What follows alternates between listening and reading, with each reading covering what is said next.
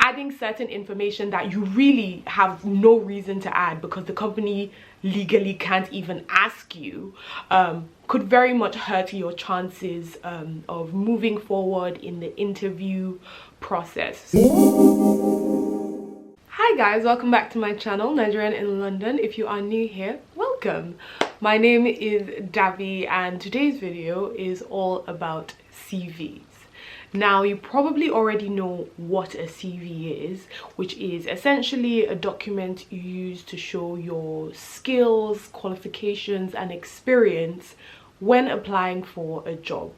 Now, what you may not know is that there are certain things that you should and should not add into a CV when applying for a job in, to be honest, England or London in particular. So in today's video, I'm going to take you through the format that you want when applying to a job in the UK. I'm going to kind of use the blueprint of what not to include in your CV and what to include in your CV. So you might be wondering why I keep highlighting things you should not add to your CV when applying for a job in the UK.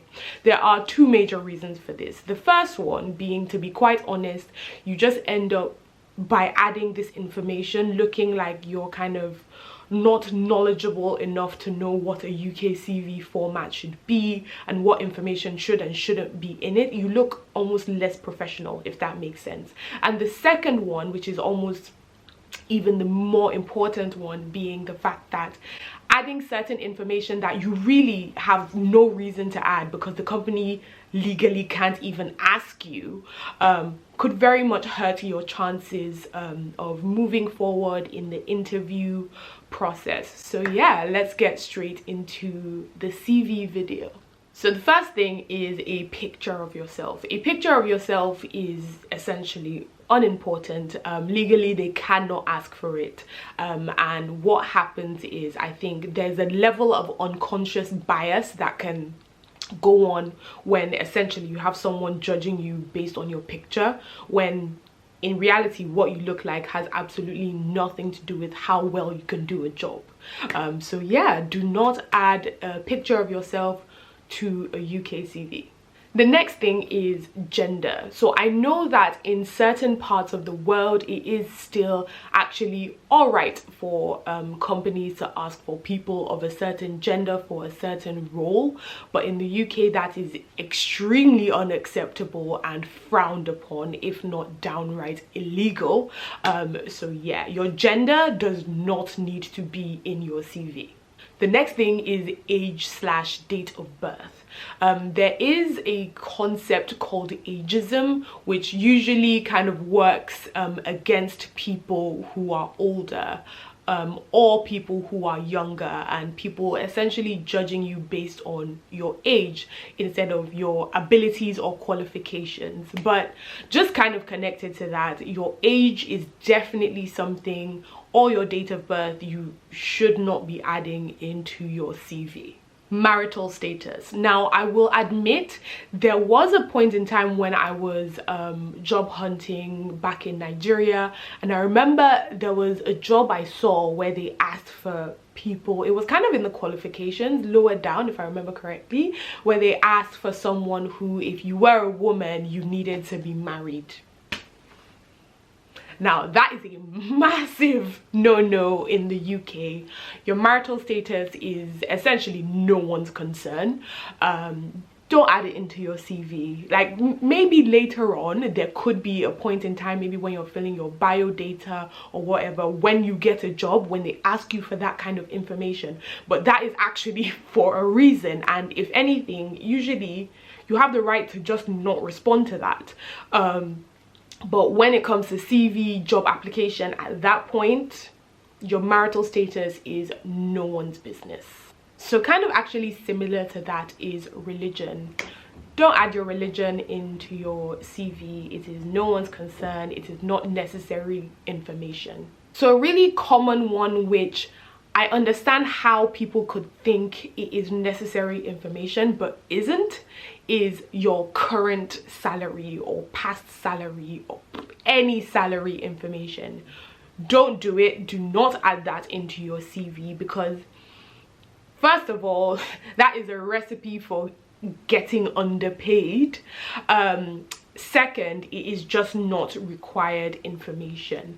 Usually in the interview process, if it is not the case that when you're applying for the job, the kind of salary they're offering isn't already available information, usually down the line it is information that will come up in a person-to-person conversation.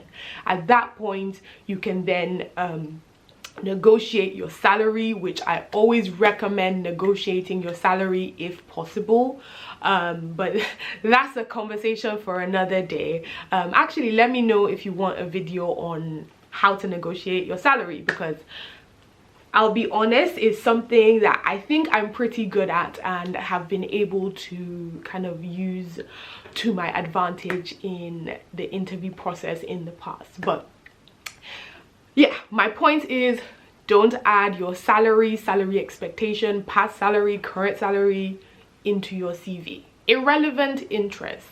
Now, usually at the bottom of your CV, for some people, I feel like this is very much a whether you want to or not, there's usually a section where you add interests. Now, I'm very much of the opinion that you should not add irrelevant interests. And hear me out in terms of the reasoning. I know that logically you would think, oh, I want them to know I'm a human being and there's more to me than this job. Absolutely agreed. But the thing about a CV is, one, you want it to be as short and concise as possible, and two, it's just not the time or the place. The time and place for your personality to come out is the actual interview, when you are talking to people and like relating with people. But when it comes to your CV, I think some people don't realize this.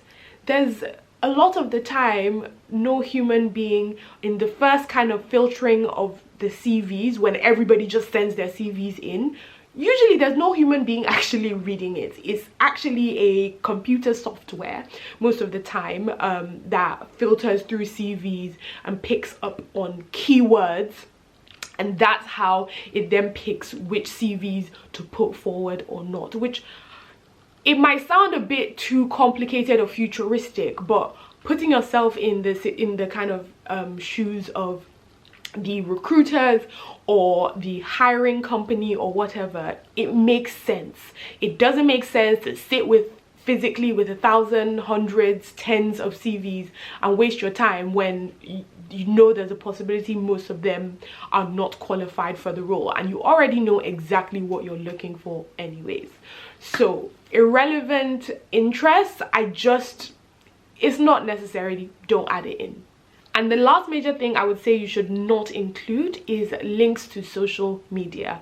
Now, not only is this unnecessary, you do not want people, and I know that most companies obviously talk about how they try to make sure the recruitment process is as unbiased as possible, but you yourself don't want to give people a reason to have opinions outside of the box, or opinions that quite literally are not their business at that point so early on in the interview kind of hiring process. So Instagram, Twitter, what other, TikTok, don't add it in.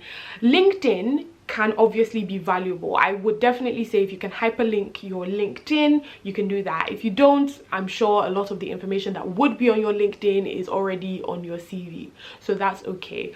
Obviously, depending on the type of role you're applying to, I know some people use Twitter as kind of a place to show their expertise on certain topics in certain areas. So if it's as applicable, which you might notice is like almost the theme here, if it is applicable, add it in. But if not, like your random holiday, Instagram, TikTok, not necessary, don't add it in. So on to what you definitely should be including. Now, first off, usually it's around where your name is your contact details. So first of all, you want them to be able to reach you very easily. So you want to put your phone number and your phone number and your email address. I would say also it might actually be beneficial. I found it beneficial in the past to put my home address on there. So I might not put like my exact house number, but the rest of it kind of like the local area. And the reason for this being, for certain roles, even if maybe they are remote or they're hybrid, if the company is in the south of England, in like maybe, I don't know, a Sussex or something like that, and you live in Scotland, that doesn't make sense if you're gonna be able, you're gonna need to come into the office. And usually for most companies, I've been asked this in the past just for that reason, just so they can kind of figure out how close or how far to the company you are, and if it's a situation where you need to have a remote contract or you will be a remote employee, that way they are aware much earlier on, and they can kind of figure out whether you're a good match in that sense or not. So adding your contact details with your address, relatively vague, but also relatively simple, can be a very good idea. Next up is a brief description about yourself. So it's almost like a profile. You don't want this to be too long. You don't want it to be 10 sentences, anything like that. You just want to highlight your strengths, and these can be to a degree soft skills, or you can use it to highlight certain strengths that might come up later on in the CV, but you want it to be top of mind, if that makes sense. The next thing is education. So if you have any form of higher education, it's always a good idea to add that in, even if it is not directly applicable to the role. So if, for example, you have a journalism first degree and masters, like something along those lines, but you are applying for a role that's in operations, fine, that might not be exactly what they're looking for, but logically you would think for some companies, the way they think of it or the way they approach it is the fact that you have that formal education shows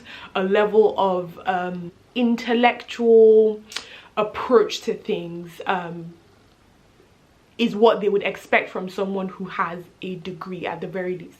I do know this is not always the case with certain people, but in this kind of instance, that is a good thing to add, your education. The next thing is your work experience. Now, you want to add your work experience in a way that is tailored to the role you are applying for. So as I said earlier, a lot of CVs are actually passed through software and not kind of people actually looking at it. So a massive tip I will give you is look at the job description you are applying for, look at keywords that they seem to use a lot or seem to highlight importance on, and make sure you use those exact same words in your CV.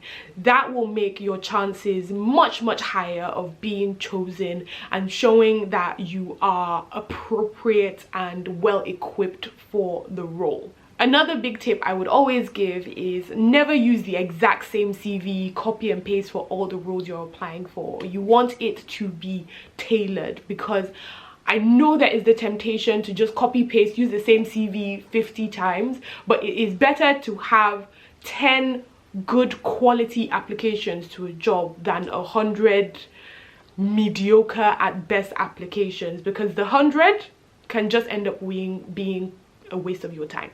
Skills and achievements. You should definitely be adding what you have achieved, or what skills you have or qualifications into your CV.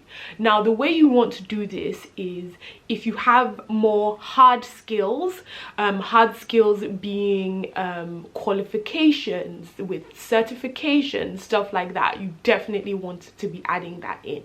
But something people forget quite a lot is soft skills. You can always add soft skills into your skills and qualifications and achievements. So if you're wondering what I mean by soft skills, off the top of my head, there's things to do with communications, skills to do with interpersonal skills. Those are actually in certain roles very highly valued, so you can always add that to that section. Another thing you should not forget to add is if there are certain tools that you have used in the past. The only one that comes to mind at the moment, because I use it so much, is Salesforce. But things like that, I know there's like proficiency in Microsoft Suite, so Microsoft Excel, Office, all that. It could be like the G Suite, stuff like that. You can add it in to that skills qualifications section. And to round it up, you can add your interests. So as I said earlier, irrelevant interests should definitely not be added. But if you have interests that are relevant to the job you are applying for, feel free to add that in. So if, for example, you are applying to a charity and you don't have any experience working in the non-profit space, but you have a certain non-profit that you work with informally, or that you are quite connected to or dedicated to, you can always add some sort of interest in that sense. So those are the things you need to include and things you definitely should not be including. To round this video up, another major key that I will give you is please try to not get your CV longer than 2 pages. 2 pages is the ideal. Even if you have 10 years experience, 20 years experience, if there are certain things that are irrelevant or that can be formatted in a much more concise manner, please do that instead of making it unnecessarily long, because you know what? No one wants to read an unnecessarily long CV. You have to remember there are hundreds, tens, if not thousands of CVs coming these people's way. So you want to get straight to the point. For me, and that's it for today's video. I hope you found it valuable and it helps you. And if you do have a job and that's why you're watching this video, I wish you the absolute best of luck, and I will see you in the next video. Bye guys.